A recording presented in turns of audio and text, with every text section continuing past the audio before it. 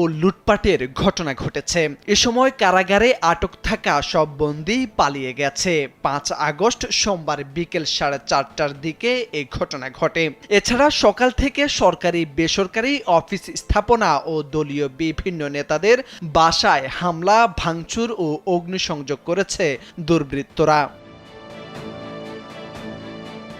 জানা গেছে, গতকাল রোববার বিকেলে প্রশাসনের গাড়ি চাপায় ও গুলিতে ৫ জন নিহতের পর শেরপুর জেলা শহরের পরিস্থিতি উত্তপ্ত হয়ে ওঠে।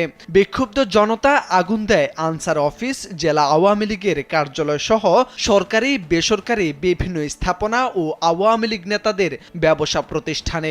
সোমবার সকাল থেকে শেরপুর শহরের বিভিন্ন জায়গায় অবস্থান নেয় আন্দোলনকারীরা। এক পর্যায়ে শেরপুর সদর থানা, জেলা প্রশাসনের ম্যাজিস্ট্রেট ডরমেট্রি, শ্রীবর্দী উপজেলা পরিষদ কার্যালয়, বিভিন্ন ইউনিয়ন পরিষদ ভবন, আওয়ামী লীগ অফিস, শেরপুর ১ সদর আসনের সংসদ সদস্য, জেলা আওয়ামী লীগের সাধারণ সম্পাদক সাইনুর হোসেন সানুর বাড়ি, জেলা পরিষদের চেয়ারম্যান হুমায়ুন কবির রুমানের বাড়িসহ বিভিন্ন নেতাদের বাড়িতে হামলা, ভাঙচুর ও অগ্নিসংযোগ করে দুর্বৃত্তরা।